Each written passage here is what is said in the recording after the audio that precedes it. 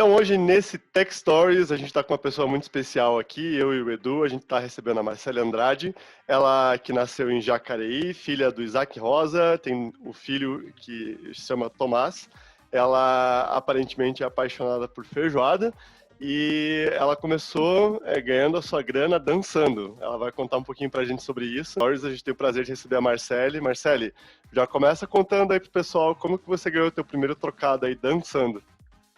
Bom dia, meninos. Obrigada pelo convite. Quero dizer que é um prazer estar aqui com vocês. E vamos falar um pouquinho das coisas divertidas, ou eu brinco que é dos segredos que quase ninguém acaba conhecendo aí dentro da nossa jornada de carreira e de vida profissional, né? Comecei dançando. Na verdade, eu sou de uma cidade do interior. No interior, eu fiz aula de balé desde os 7 anos de idade. Ah, não tão interior assim, vai. Jacareí É de Jacareí, gente, do Vale do Paraíba. Então, é uma cidade super gostosa. Os meus pais sempre incentivaram muito. Então, tanto eu quanto o meu irmão a fazer atividades extracurriculares, né, na época. E eu sempre fiz balé. E eu adorava, né? Balé, jazz. Eu sempre fui muito empenhada, assim, nas atividades que eu me colocava para fazer. Foi uma jornada de mais ou menos dos 7 até os 15 anos. Então, foram 7, 8 anos aí de aprendizado, quando com 15 anos eu fui convidada pela própria dona da academia a começar a dar aula de balé para as pequenininhas, né? Que legal. E aí foi o meu primeiro emprego, dali eu fui... Marcele, ajuda eu, assim, que não conheço absolutamente nada de dança. Tem tipo umas graduações, tipo karatê, assim, tem as faixas e pá, como é que é esse... Tem graduação. 15 anos eu entendo que é um tempão, né? Assim, dá pra graduar, assim, se falasse arte marcial, daria pra graduar, chegar na faixa marrom, talvez. Tem sim, tem graduações, você vai seguindo por níveis, né? Tem nível básico, nível avançado e até níveis profissionais. Na época, com 15 anos, né? Como eu já tinha muitos anos nessas graduações, eu já participava de competições fora do estado, a gente participava de várias competições, então isso é muito legal. Mas além de tudo isso, eu acho que para dar aula, né? Você tem que ter a habilidade de ensinar. Né? Ter paciência, se colocar no lugar do outro, disciplina, né? Então, quando você faz um esporte como balé ou como qualquer judô, enfim, outro esporte, são esportes que normalmente exigem disciplina, dedicação. Então, foi muito bacana começar com esse universo de ensinar, né? Um pouco do que eu já tinha aprendido. E eu amei, assim, eu me apaixonei. Em 2 anos, lembro que eu já estava dando aula em várias escolas. Então, com 16 anos, eu tive a primeira vez a carteira assinada, que é bastante novo, né? A carteira de trabalho assinada. Quase trabalho infantil. Quase trabalho infantil. Na nossa época podia ainda, gente. Vamos lá. Na nossa época podia com 14. Podia com 14. Eu comecei, pouca gente sabe, mas eu comecei com 14 anos formatando computador num escritório de espionagem. Caraca. Essa história a gente vai guardar pro TED Stories do Cris, cara. Segura aí, segura essa história. Vai lá, Marcelo. Ô, Marcelo, me ajuda aí. Qual que foi assim, dessas... Porque mesmo não manjando de balé, obviamente a gente conhece as montagens mais clássicas, né? Sei lá, o Lago do Cisne, né? Como chama o soldadinho de chumbo lá? Quebra-nozes, né? Quebra-nozes. Algum desses famosos, assim, que você chegou a performar? Quando era menor, sim.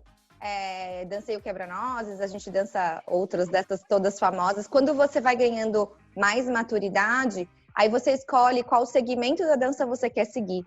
E eu, particularmente, gostava mais de dançar jazz, que é uma dança que tem um pouco mais de movimento, o ritmo é um pouco mais acelerado. Isso, então eu dançava mais jazz, era a área que eu gostava mais, jazz, sapateado. Então eu fui aos poucos fazendo a transição do balé clássico, que quando você é menor é o início de tudo realmente, e indo para a área do jazz, que era a área que eu gostava mais. Então... Na época era, não sei se teve alguma influência, mas para mim, quando lembra de jazz e lembra da década de 80, 90, tem o I'm so excited. Mais ou menos isso. É isso mesmo, traz uma energia, acho que um vigor diferente. E quando você é mais novo, você tem sempre líderes que te inspiram, né?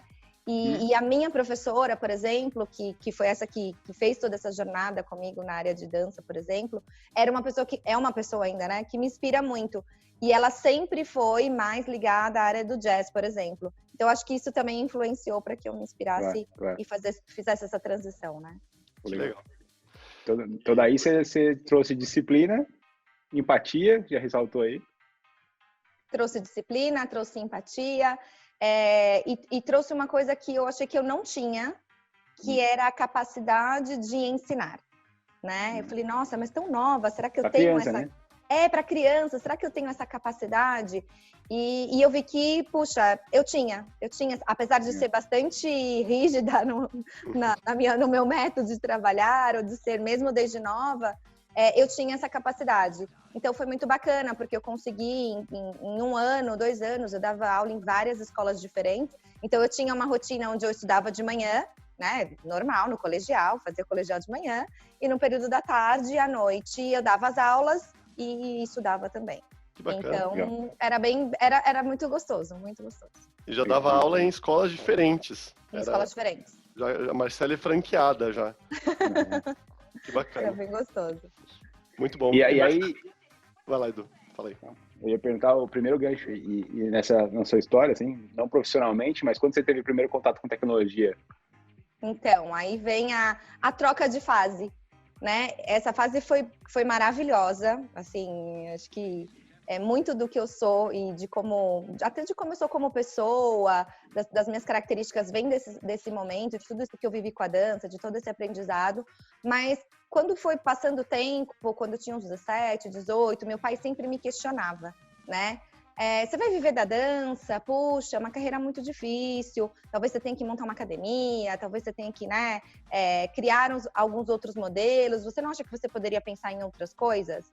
E foi quando eu comecei a realmente pensar em outras coisas. O meu pai sempre teve uma carreira dentro de empresa, né? Era gestor em uma empresa multinacional. E eu também sempre admirei. Eu via o esforço dele, as viagens internacionais, de conhecer o mundo. E era uma coisa que eu gostava muito. Foi quando eu acho que deu o clique para mim, que de alguma maneira me ligar a esse mundo gerencial ou o mundo até de grandes empresas pudesse me dar esse outro lado que era muito importante, talvez com mais rapidez. Porque eu queria muito conhecer o mundo, viajar, viver fora, falar outras línguas. Então, isso era uma coisa que para mim era importante. E aí eu decidi que eu ia fazer uma faculdade fora do interior, né, de Jacareí, então que eu viria para São Paulo fazer uma faculdade, prestei diversas faculdades e iniciei aí um mundo diferente da dança, porque eu resolvi fazer comércio exterior. Iniciei um mundo acadêmico mais voltado para entrar no mundo de grandes empresas. Tá? Entendi. Mas a minha pergunta era mais simplória, do tipo, cara, videogame, pense bem, nada? Então, o máximo que eu jogava... Só dançar? Nintendo. Sabe o Nintendo? Just Dance, não? Mario Kart. Nintendo. Mario Kart. Não tinha Just Dance. Não tinha dinheiro. Era Mario Kart, eu e meu irmão. Mas era o máximo de tecnologia que eu tinha, tá? Eu sempre fui pouquíssimo tecnológica. Tanto que para mim foi, depois eu vou contar aqui para vocês, foi uma surpresa enorme quando eu entrei na SAP. Então, conhecer esse bicho novo que realmente eu não conhecia. Legal. Isso é legal, porque o programa é o Tech Stories e é bacana ver esse contato, porque não interessa o momento que você teve contato com a tecnologia, o momento que você começou a entrar no mercado SAP, é até bacana para que o povo saiba que você não precisa ter nenhum pré-histórico de programação, de qualquer tipo de tecnologia para você entrar num cargo de tecnologia, né? E isso te propiciou viver histórias de tecnologia muito interessantes, né, Marcelo? Que a gente está sedento para ouvir aqui. Exatamente. Eu me formei em comércio exterior. Já dentro da própria faculdade, eu participei da empresa Júnior. Então, eu fazia parte da empresa Júnior do Mackenzie, onde já era uma empresa de consultoria, a gente conhecia vários processos, eu fiquei 2 anos lá. E aí, logo comecei a prestar o processo de trainee, né? E aí, tive a oportunidade de entrar na SAP. E quando eu entrei na SAP, eu lembro como se fosse hoje. E quando eu entrei, o meu pai falou assim, uau, você entrou na melhor empresa que você poderia entrar. E eu com aquela interrogação enorme. Né? E aí? Porque eu não conseguia tangibilizar o que a SAP entregava. Para mim, como acadêmica, estudante, era muito mais fácil tangibilizar o que as empresas de bens de consumo entregam. Porque é o que a gente vive na nossa vida do dia a dia. E o meu pai falou, nossa, incrível. E eu, puxa, bacana. Eu falei, tá bom, vamos lá. E aí comecei, né, na SAP como trainee, dentro da área de consultoria. E logo, depois dos primeiros 6 meses, fizemos os treinamentos, fui para o projeto. E aí é a parte mais engraçada de todas, para quem não veio de tecnologia, né? Quem foi consultor júnior e não tem uma história engraçada, não foi consultor júnior. É mais ou menos isso. Eu fui para o projeto, sempre tem uma boa alma que te adota, né? Então eu tive aí uma boa alma que me adotou também, algumas inclusive, e me levaram para o projeto, um projeto de uma empresa de bebidas grandes. Eu decidi que no começo eu queria trabalhar com soluções de logística, então sempre trabalhei com soluções de logística aí ao longo da carreira. E comecei, o projeto já estava numa fase super adiantada, que era uma fase que a gente chamava na época, né, e agora já mudaram os estados, de realização, que é quando ele está configurando, fazendo as programações. E aí eu lembro que a pessoa, né, o consultor sênior virou para mim e falou assim, olha, Marcele, esse daqui é o programa e eu queria que você testasse esse programa para mim, porque o ABAP já fez a programação e eu só quero ver se está funcionando. Aí ele sentou comigo, me ensinou a dar o tal do /H e rodando o programa, botando os pontos de parada no programa. Para quem não é do mundo SAP, a ABAP é o programador do mundo SAP e /H quando você vai debugar para ver o que está acontecendo na linha do programa, né? Pois era exatamente assim que eu me sentia naquela época. Eu não sabia nem quem era o ABAP, muito menos para que servia o tal do /H. E ele falava para mim, confere o programa e vê se tá certo. Aquilo podia passar 100 vezes, gente. Para mim, eu não sabia se estava certo, se estava errado. Até porque na academia funcional de SAP, ninguém te ensina nada, né? Te ensina assim, você precisa configurar assim. Não falam que você tem que escrever uma especificação funcional para um ABAP, para você testar aquilo. Eu sei que. E aí passaram 2 dias, ele foi lá perguntar pra mim. 2 dias. 2 dias. Eu falei, nossa, tá tudo certo? Tá funcionando? Eu falei, tá funcionando. Deve estar. É mais ou menos. Eu não tinha a menor propriedade, mas tá funcionando. E aí, é claro, ele começou a testar e viu que tinham vários erros. Aí acho que ele percebeu que eu não tava muito entendendo, né? E ele virou e falou assim pra mim, Má, vamos fazer esse processo junto? Eu vou te ensinar o processo, o que você está fazendo, e aí, quem sabe, fique um pouco mais fácil. Daí em diante, ele começou a me ensinar, na época, era um processo de pagamento de frete, por exemplo, para o transportador, tá? Ele me ensinou o que o sistema tinha que fazer para pagar o frete.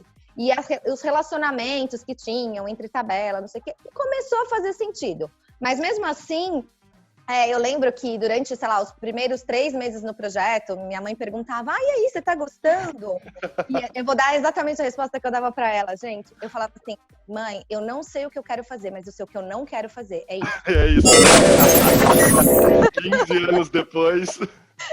Fica a dica aí pro gestor. Péssima forma de introduzir um júnior no seu time, né? Exato. Tinha uma complexidade muito grande pra mim na época, né?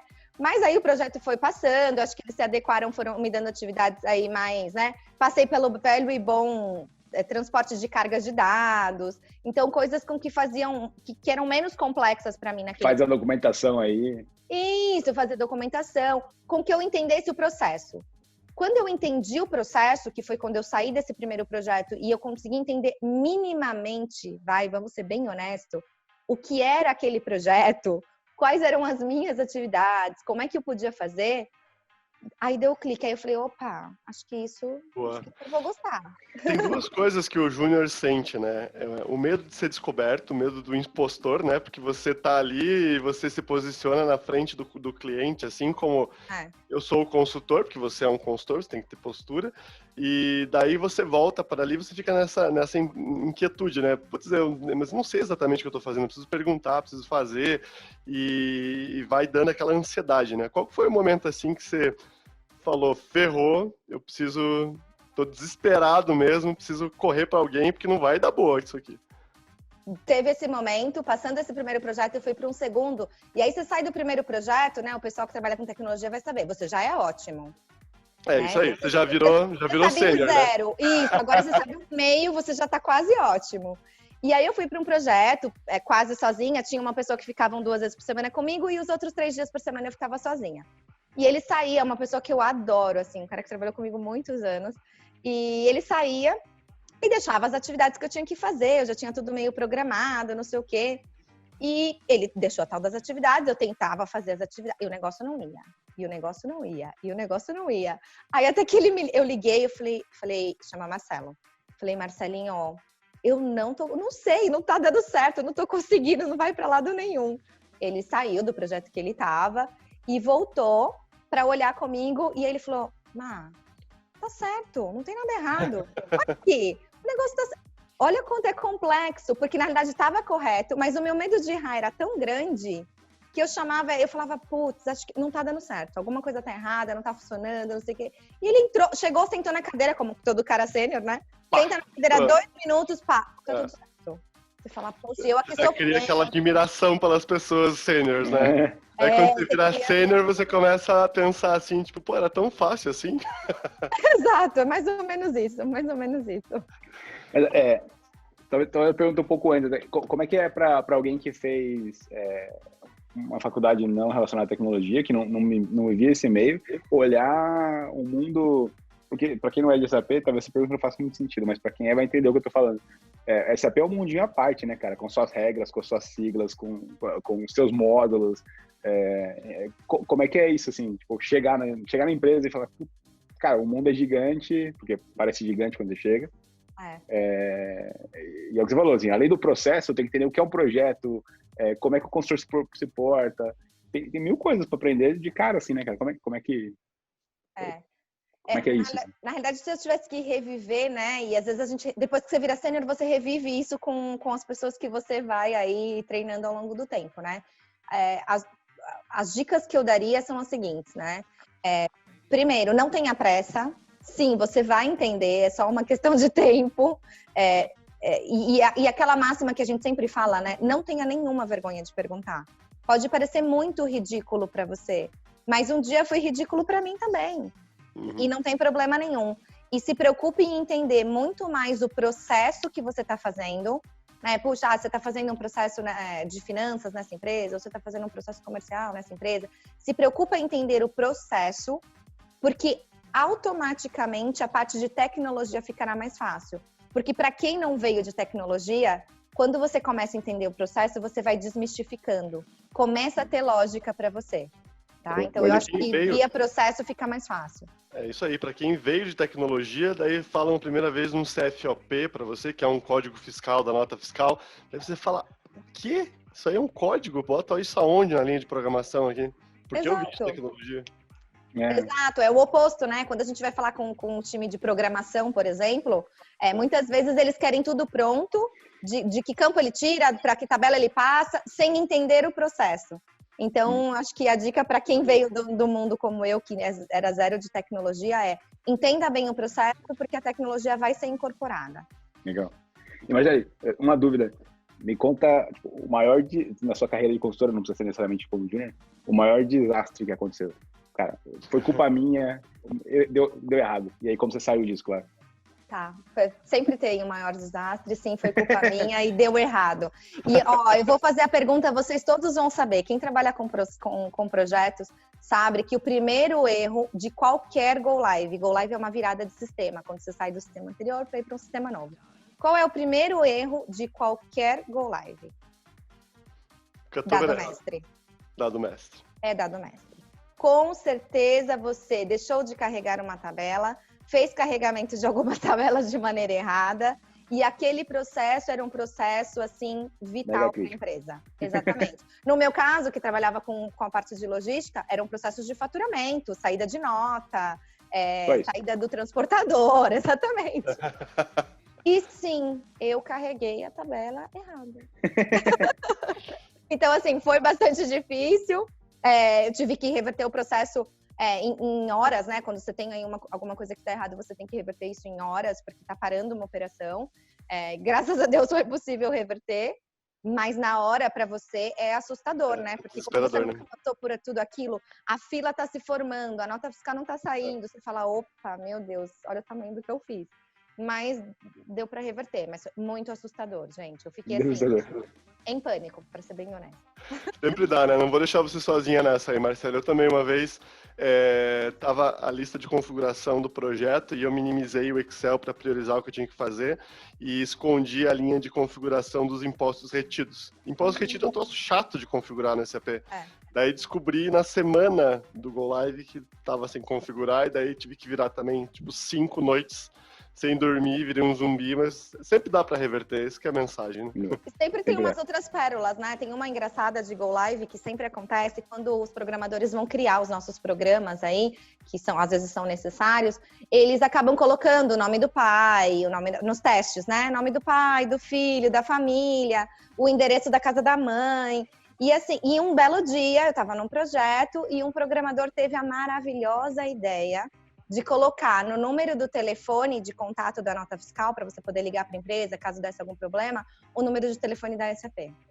Foi maravilhoso, gente. Foram 3 dias que as linhas estavam completamente congestionadas na SAP. Ninguém conseguia falar com mais ninguém dentro da empresa, porque a gente estava fazendo Go Live numa empresa de varejo que não tinha nada a ver, mas o programador tinha feito um teste, no teste de brincadeira, claro, ele botou o número de telefone da SAP. Pelo amor de Deus. Muito bom. E as engraçadas, Marcelo? Onde que estão as suas histórias engraçadas? Aquelas dos projetos, assim, que você lembra, dá risada até hoje? Tem muitas histórias engraçadas, porque em projetos a gente sabe que a gente trabalha, às vezes, muito mais horas do que, enfim, do que pode se imaginar, né? 10, 12 horas, final de semana, feriado. Então, teve um projeto aqui em São Paulo que a gente foi fazer uma recuperação, né? Era um projeto que estava aí com dificuldades e a SAP tinha entrado para fazer uma recuperação. Então, a gente trabalhava muito, final de semana, feriado, e a gente ia para o cliente e estava fechado, estava tudo fechado, estava só a gente trabalhando, né? O time todo do projeto. Então, quando terminava a jornada aí de trabalho, eu e esse meu líder, né? Essa pessoa sênior que trabalhava sempre comigo, a gente fazia corrida de crachá no corredor. Era maravilhoso, a gente catava... Corrida de crachá? Corrida de crachá, gente. Se ele estiver vendo, ele vai lembrar das corridas de crachá. A gente juntava todo o fio do crachá no próprio crachá e ia jogando para quem ia chegando mais longe.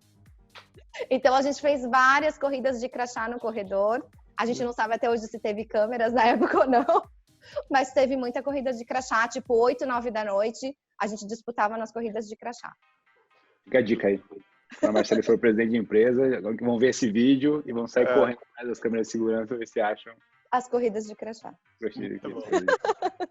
Muito bom. E fala aí, Marcelo, você também pensou em... Fala aí, Edu. Não, eu ia perguntar, e beleza, quer dizer, você começou como consultora, né? E como é que você... E depois de consultora? O que veio? Isso, boa. Depois de 8 anos, né, na área de consultoria, eu comecei a perceber que eu queria enxergar um mundo um pouco maior, não só para aquela área que eu atuava, que no caso era a área de logística, mas que eu queria enxergar um ambiente maior dentro do que a SAP fazia, de mais soluções, né? E aí foi quando eu fiz a transição para virar arquiteta de soluções dentro das indústrias de bens de consumo. Então, eu virei aí para deixar de ser, né, especialista, que era como eu atuava, para ser mais generalista. Então, eu passei 3 anos como arquiteta de solução, falando, né, gerenciando times aí que entregavam dentro da pré-vendas provas de conceito, apresentações, multidisciplinar e com vários tipos de solução. O que foi maravilhoso, acho que foi uma grata escolha, porque eu comecei a conhecer um número de soluções do qual eu não conhecia. Apesar de estar na SAP há 8 anos, para você ver como tecnologia é uma coisa muito maluca, né?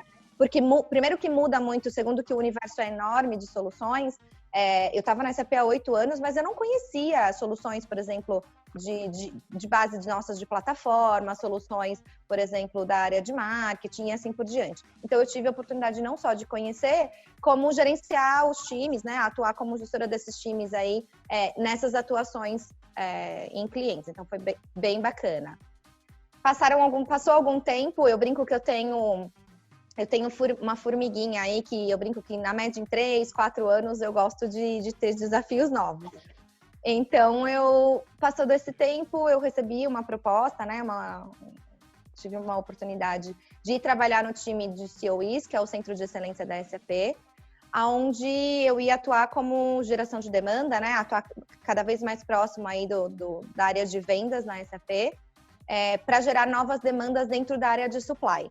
Então, depois fiquei mais 2, 3 anos atuando nessa área de geração de demanda, junto com a área de vendas, na área de supply. E aí, o ano passado, eu tive... Não, calma aí. A gente quer uma história do COI, não é assim? Ah, do COI? É. Temos muitas. A vida de COI é muito divertida, vocês aí podem dizer. Lembrando que a gente não tem NDA com o pessoal que tá assistindo, então tem que tomar um certo cuidado aí.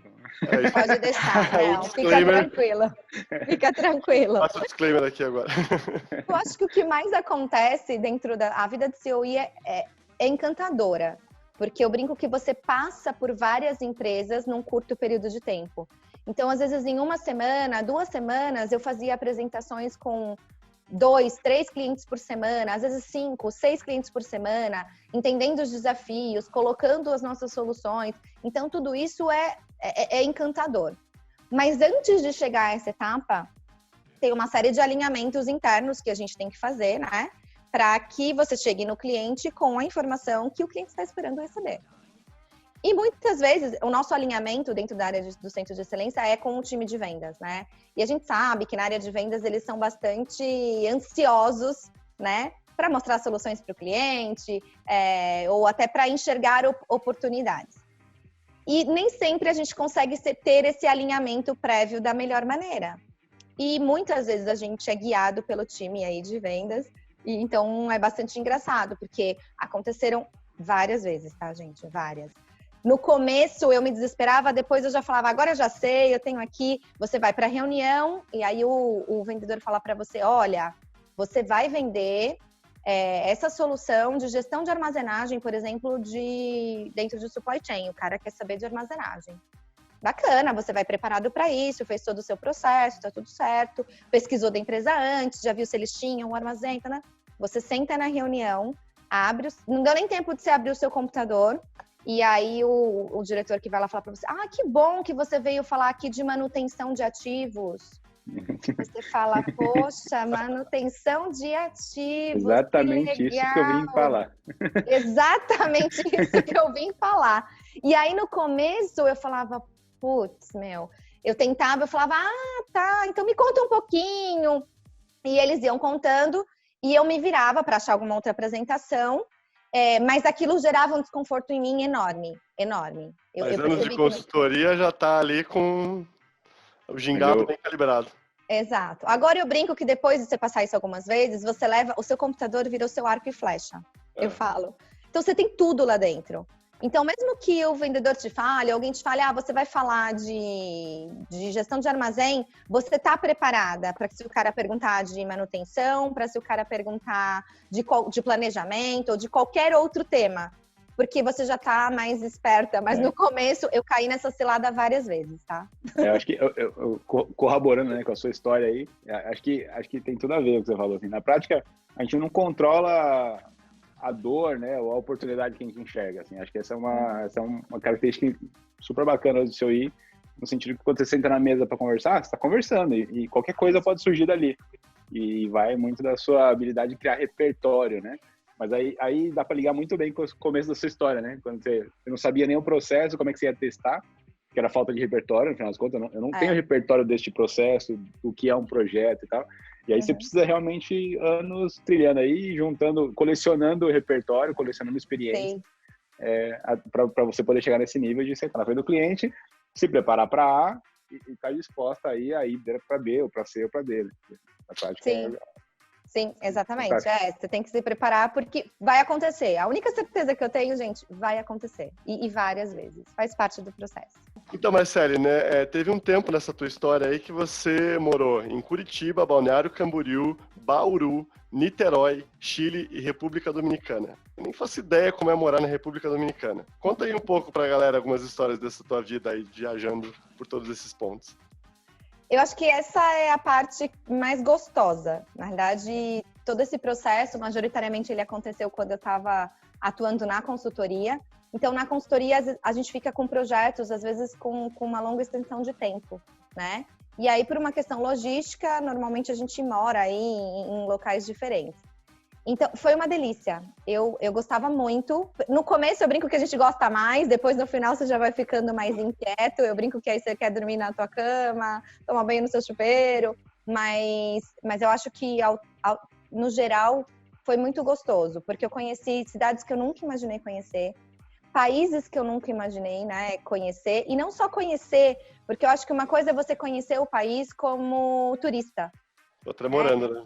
E outra é morando. Quando você fica lá um tempo, puxa, eu morei 2 meses, eu morei 3 meses, você começa a viver aquele lugar, você começa, que nem no caso, por exemplo, do Chile, eu tive a oportunidade de ficar lá 2, 3 meses trabalhando, então você começa a discutir os processos daquele local, que aí você vai ver que algumas coisas são semelhantes, outras nem tanto, numa língua que não é a tua, então você vai adquirindo habilidades. Eu brinco que o pouco portunhol que eu sei, eu devo a esse tempo que eu fiquei atendendo a América Latina, então fiquei um tempo no Chile e um tempo na República Dominicana, porque você vai adquirindo essas habilidades aí, então é muito gostoso. E nessas viagens, qual que é o maior perrengue que você passou? Nossa, muito perrengue, mas assim, tem uma que foi emblemática. Eu queria... esse que a gente quer saber. Eu viajei pro Uruguai, e não sei se vocês já foram, mas no Uruguai tem um queijo maravilhoso. É muito bom o queijo do Uruguai. Ele parece o nosso queijo Minas padrão, ele meio derrete.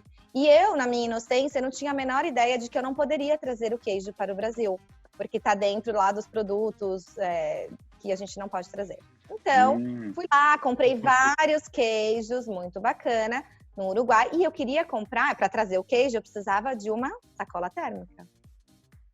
Como se fala sacola térmica em espanhol? Não faço a menor ideia. Pois eu ia de loja em loja, né? Lá procurar a tal da sacola térmica, porque eu queria pôr o tal do queijo. Eu sei que toda loja que eu chegava, eu falava, eu quero um saco térmico. E não é saco térmico, tá, gente? Eu não lembro mais como é a palavra, mas eu sei que não é saco térmico. E aí eu queria o tal do saco térmico. E todo mundo falava, não tenho. Depois de eu andar em umas 10 lojas, eu acho que a pessoa percebeu que eu estava pedindo uma coisa que nem eu sabia o que eu queria. E aí ela pediu para eu descrever. E aí eu descrevi, falei que era para o que eu queria, não sei o quê. Aí ela virou e falou assim para mim, não é saco térmico. E aí ela me falou a palavra que era, não me lembro, tá? Podem procurar aí. Que era a sacola térmica para eu trazer o tal do queijo. Mas assim, foi vergonha, porque eu já tinha passado, sei lá, uns 5, 10 lugares falando o tal do saco térmico. Procurando e não tinha condições de achar. Conseguiu trazer o queijo no final das contas? Então, aí depois de todo esse trabalho, trouxe o queijo. Cheguei aqui, parei óbvio, me pararam na alfândega. Aí me pararam na alfândega e eu não entendia por que tinham me parado na alfândega. Falei, como é? Por que eu fui parada na alfândega? Queso. Isso, o cara me chamou com um formulário. Olha, a senhora não sabia que a senhora não pode trazer o queijo? Eu falei, não, eu não sabia. Eu trouxe... Meu filho, isso aqui foi carga errada no SAP. Então, 2 pedaços de queijo, não era nenhuma quantidade enorme. Eu falei, não, eu não sabia, me desculpa, né? A senhora, ele bravo, né? A senhora tem que pegar, assinar esse formulário. Eu assinei o tal do formulário que eu não sabia, tanto que eu tinha que trazer o queijo. Ele catou os queijos na minha frente, gente, com uma faca desse tamanho. Nossa. Ele esfaqueou o queijo assim na minha frente. Primeiro eu já tinha feito um mega trabalho para trazer o tal do queijo. Eu tava apavorada que eu tava presa na Receita Federal. E o cara esfaqueando o queijo na minha frente para poder jogar no tal do lixo. Eu sei que foi. Pelo amor de Deus. Eu tinha um problema desse quando eu morava na Suíça, e aí eu fui fazer uma visita depois de um tempo e levei cachaça na mala, né? E levei, sei lá, umas 4 garrafas de cachaça. E chegando lá, a Polícia Federal lá me parou. Tem algum presente na mala? E aí eu acho que não. Aí eu falei, não, tem sim, tem 4 presentes, tem sim. Aí o que é? Aí eu tirei a caixa assim, 1, 2, 3, 4. Aí o cara, tem uma garrafa a mais do que podia ter. Aí eu... E aí, mas aí, beleza, na Suíça tudo tranquilo, é só pagar a multa e tá tranquilo. Então eu paguei a multa, que foi bem mais cara que a raia da cachaça que eu tinha comprado, e aí podia entrar. Mas eu tava disposto a falar, mano, a gente vai tomar esse negócio agora, eu não vou perder esse negócio não. Eu pensei nisso, come você o queijo, mas não esfaqueia. Eu pensei a mesma coisa. Então, contando uma história, eu lembro que quando eu trabalhei numa cidade muito quente, eu desenvolvi uma teoria que quanto mais a pessoa joga na Mega Sena, mais ela quer sair daquele lugar. E eu lembro que eu jogava na Mega Sena todo dia, porque não aguentava aquele calor, você tem uma ideia, tinha uma pessoa, eu era bem mais gordo, né? E daí saía para almoçar na hora do almoço, não, saía para almoçar na hora da janta, saía para almoçar na hora do meio-dia, e daí voltava com a camisa toda suada, assim, nossa, era terrível. Mas, Marcele, eu queria te pedir para, se você quiser lembrar mais alguma história que você pensou, ou a gente já vai te pedir a dica que você tem para o nosso telespectador, que você lembra, isso ia ser legal fazer, isso ia ser legal ver, não precisa ser de tecnologia. Telespectador lembrou seu tempo de Xuxa, né, velho? Telespectador. Mas tem algum outro nome para chamar a pessoa que tá vendo, o viewer? Não sei, cara. Telespectador, até saiu um pozinho da tela, assim, velho. Tão velho. Deu uma empoeirada. Como chama? Não sei, eu prometo que eu vou fazer uma pesquisa. Vamos pesquisar. Você que tá vendo aí, manda aqui, escreve nos comentários aqui no YouTube aqui o que você acha que você é, que vai ajudar a gente a chamar você pela sua descrição. Manda bala aí, Marcelo.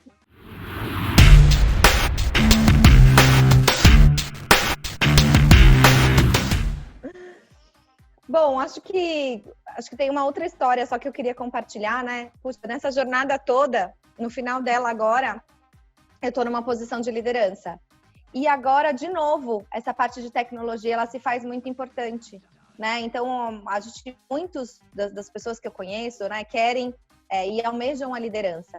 E liderar pessoas é maravilhoso, né? Eu acho que é conhecer aí o melhor de cada um e saber potencializar e também desenvolver o que precisa ser aí melhorado. Mas sim, também precisa de muita tecnologia, porque eu brinco que metade do tempo você está sim empenhado em desenvolver essas pessoas, em fazer com que elas deem o seu melhor, né, para aquela função. Mas a outra metade do tempo, não se engane, você está ali embarcado em várias outras tecnologias, né, para poder mostrar o trabalho que é feito, para poder entregar os KPIs da sua área, enfim, que são aí solicitados. Então, até nesses momentos de liderança, né? Porque tem líderes que acham, puxa, agora eu vou ficar mais longe da tecnologia. Não, você não ficará mais longe da tecnologia. Você só vai particionar o seu tempo, né? Você vai usar a tecnologia talvez para trazer indicadores, trazer informações num nível mais alto, mas sim, você utilizará de várias tecnologias e não só tecnologia propriamente dito, mas você vai precisar estar cada vez mais antenado das novas tecnologias que saem, né? Porque eu brinco que o seu time vai te puxar a isso, as pessoas que trabalham com você vão esperar isso de você, então eu brinco que o passo para a tecnologia, ainda mais nos dias de hoje, né?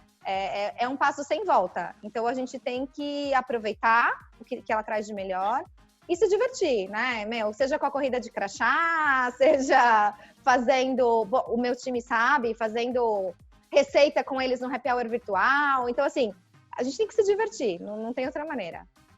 Fica a dica aí pro estagiário da área, tá liberado a corrida de crachá. Corrida de crachá, fica a dica. E a dica para o nosso... visualizador aí, Marcelo, que dica que você dá?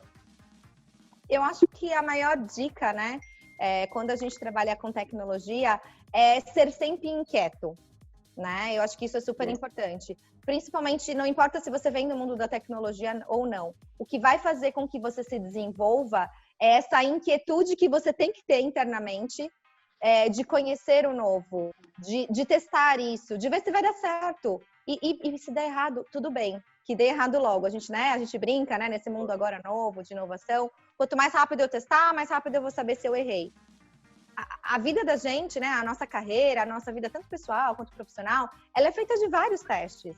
E se você fizer aí uma reflexão, alguns deram muito certo e outros nem tanto, né? Então, teste, eu acho que testar é super importante. Esteja sempre antenado, as tecnologias, elas mudam muito. Então, a gente brinca, né, que a gente dorme conhecendo uma tecnologia e acorda conhecendo outra. A gente não precisa saber muito de tudo. A gente precisa saber um pouco de tudo. Eu acho que isso é bem importante. Legal. Acho que dá pra fazer um link bem legal, né, que você falou de testar e testar, ver se gosta e mudar. Você começou com dançarina, bailarina, e você pegou alguns desses pontos, né, e continuou usando. Isso é bem bacana, assim. É muito bacana. Concordo plenamente. Super válido isso. E a minha dica correlacionada com a sua experiência é: estou aprendendo espanhol usando uma plataforma chamada italk.com. Você Boa. conecta com professores do mundo Que inteiro. não patrocina a gente, mas que não patrocina se a quiser, gente, pode aparecer o seu logo aqui. Mas olha, ó, se quiser aprender espanhol, fica a dica. Marcele fala super bem aqui, eu tô penando para conseguir falar direitinho, então, italk. Vale a Bom, pena, gente. Aproveitem esses momentos virtuais, tem um monte de coisa, né? Um monte de plataforma que podem oferecer informações aí pra gente num momento muito rápido e a maioria delas gratuita. Então, assim, eu acho que esse é o momento. Isso aí. Boa.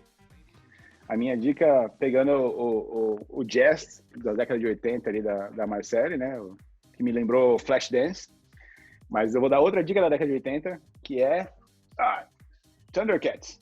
Uau! Pra galera que não conhece Thundercats, vale muito a pena dar uma olhada. O desenho é meio tosco, vocês vão ver. Pra galera saudosista tipo a gente, assim, né, que viveu a década de 80, eu convido a dar uma olhada de novo, mas eu proponho um viés de contemplação da obra, que lembrem que os Thundercats destruíram o planeta deles, né? O pai do protagonista destruiu o planeta deles, imigrou para Terra 3, que parece ser uma terceira geração da nossa Terra, e encontrou lá as pessoas que já moravam nessa Terra, e essas pessoas reagiram muito mal a esses imigrantes. Então tem um conflito ali dos imigrantes que chegaram, da pessoa que estava ali, dos direitos das pessoas que já estavam contra quem está chegando agora e tal. Acho que é bem interessante, para fazer paralelos bacanas com o nosso momento atual de história. Muito bom, Edu. Muito bom. E é isso aí. Os contatos estão aqui na descrição do episódio. E até o próximo Tech Stories. Beleza. Obrigada, pessoal. Falou.